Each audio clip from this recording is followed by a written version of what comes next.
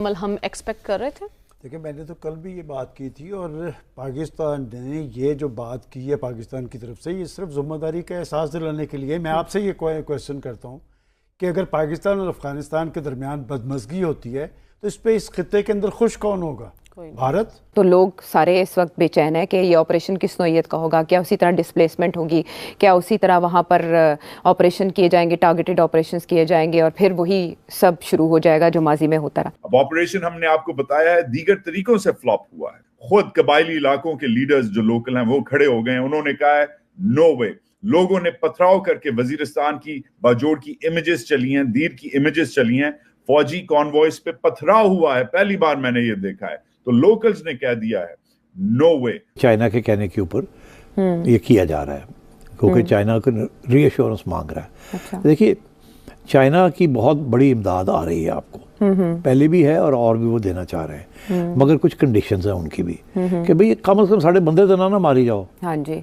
तुसी पैसे भी मंगते हो, पैसे वापस भी नहीं करते हो, तू साढ़े बंदे मार देते हो। हाँ। वो खुदा दा खौफ करो। मीडिया में जो बयानिया बना है, मीडिया ने इनकी कोई सपोर्ट नहीं की है और इंटरनेशनली जो है, जो ये उम्मीद करते हैं, क्योंकि इनकी जो सपोर्ट है रियासती इदारों की, फौज की, इनकी सपोर्ट प्राइमरीली जो बैनुल अक़वामी कुव्वतें हैं, वो इंटरनेशनल पावर्स हैं, उधर से आती हैं। चाइना चुप है, हालांकि चाइना के लिए ऑपरेशन कर रहे हैं, और अमेरिका जिससे इन्होंने इमदाद मांग ली है कि भाई हम लड़ाई आपके हथियारों के बगैर नहीं कर सकते, अमेरिका भी चुप है। और हमने जो रिपोर्टिंग की है उससे नजर आ रहा है कि अमेरिका इनकी भीख के बावजूद कोई इमदाद नहीं देगी। जहां तक अफगानिस्तान का ताल्लुक है, अफगान तालिबान का, उनके साथ हमें डिफरेंट लेवल्स पर डील करना है।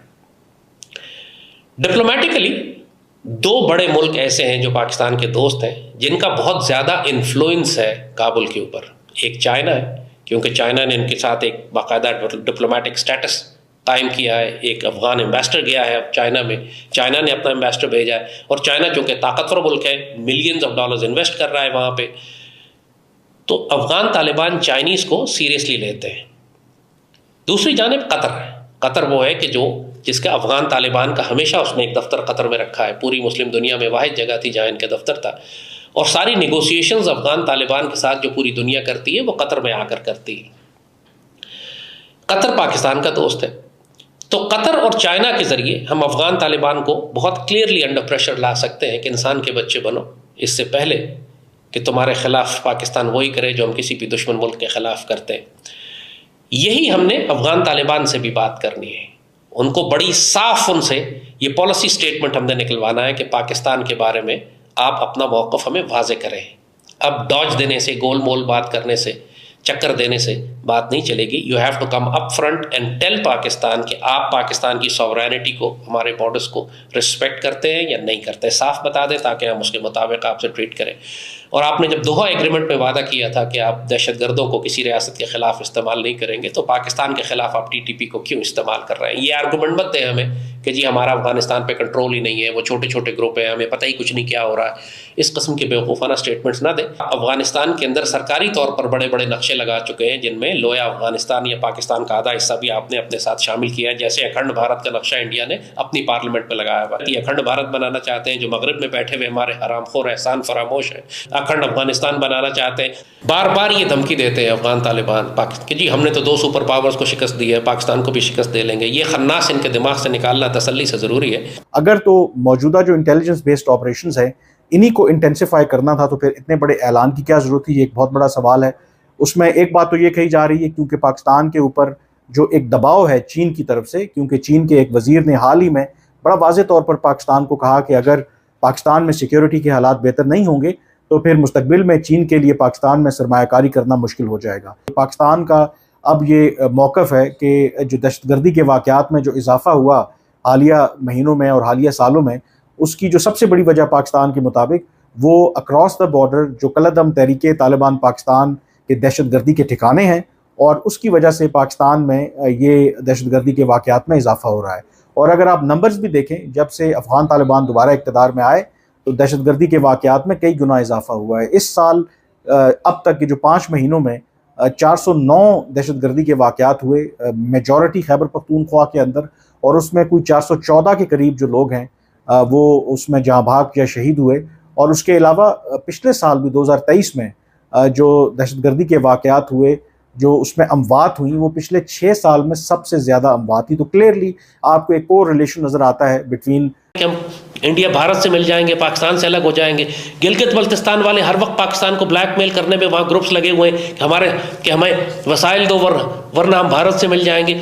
मजाक समझा हुआ है लोगों ने यहाँ। अल्लाह ना करे कि इसके ऊपर अगर भारतीय मुशरिक हिंदू और मोदी और ये हिंदुत्व फौज इस पर काबिज हो जाए इसके कुछ इलाकों पे, या जहन्नुम के कुत्ते खवारिज काबिज हो जाए इसके ऊपर, लोगों को मज़ा आ जाएगा, मज़ा चख लेंगे ये एक दफ़ा तसल्ली से कि हिंदुओं के नीचे रहने का क्या अंजाम होता है। कोई एक इस वक्त जमात या फ़र्द ऐसा मुझे नज़र नहीं आता जो पाकिस्तान की खातिर कुर्बानियाँ दे रहा हो, सिवाय हमारे पाक फ़ौज के अफसरों और जवानों के, जो वाक़तन कुर्बानी दे रहे हैं, सेक्रीफाइस कर रहे हैं। तनख्वाह तो पूरा मुल्क ले रहा है। ये ताना इनको देते हैं कि पाक फ़ौज के अफसरों को तनख्वाह तो मिलती है, तनख्वाह तो पूरे मुल्क में तमाम सरकारी मुलाजमीन को मिलती है, जजों को भी मिलती है, हुक्मरानों को भी मिलती है, MNAs और MPs को भी मिलती है, मगर पाकिस्तान के लिए कुर्बानी कोई भी नहीं दे रहा। मुझे ख़तरा इसी बात का है कि ये जो सुबाइयत और लिसानियत और फ़िरक़ावारियत इस वक्त फैल चुकी है, और हम एक मुसलमान होने के बजाय, एक पाकिस्तानी होने के बजाय अपने आप को अपनी सियासी जमात से वाबस्ता करते हैं, सूबे से वाबस्ता करते हैं, अपनी बरादरी और ज़बान से वाबस्ता करते हैं। हमारी मईशत कोई मसला नहीं है, ये मिसमैनेज्ड मईशत है। ये नहीं है कि हमारे पास वसाइल नहीं है, अल्लाह ने हमें ख़जाने दिए हुए हैं। दुनिया का अमीर तरीन मुल्क है अल्लाह के फजल से। कौन सा ख़जाना है जो अल्लाह ने हमें नहीं दिया हुआ?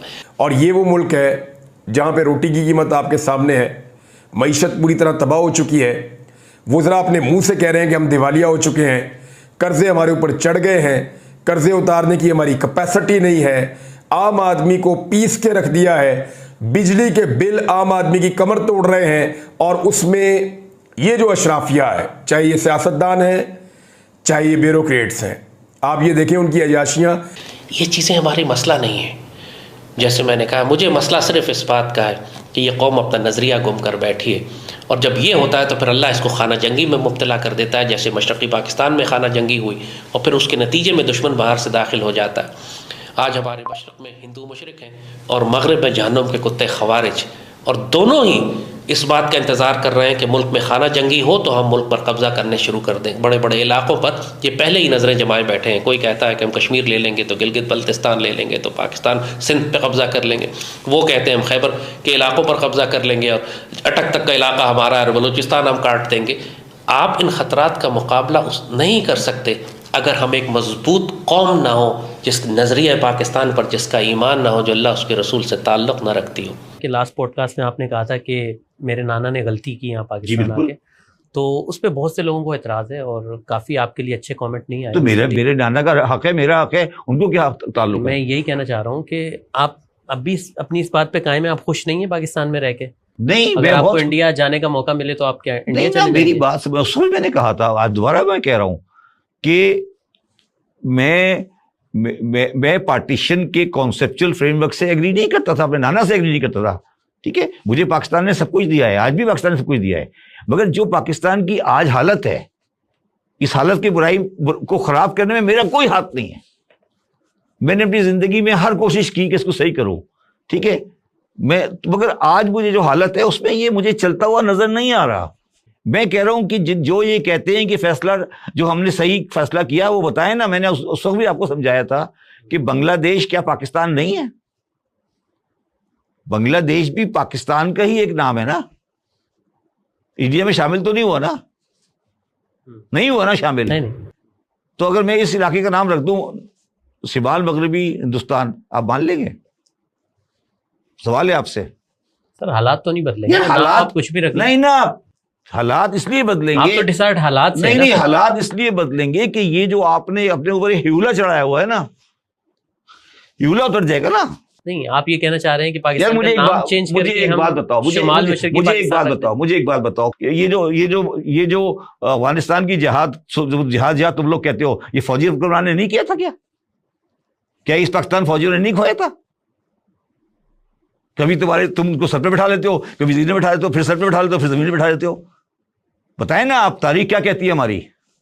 क्या 79 की जंग फौजियों ने शुरू नहीं की थी? फौजी डिक्टेटर ने क्या ईस्ट पाकिस्तान फौजी डिक्टेटर के ने नहीं कहा था कराची में आके कि वहां सब कुछ सेटल हो गया है? तो उनको आप उस डिक्टेटर को गालियां देते हो, कभी उसकी दंगी तस्वीरें दिखाते हो, कभी कुछ कहते हो ये था, फिर दूसरा आता है, फिर कहते हो नहीं जी अब ठीक हो गया सर।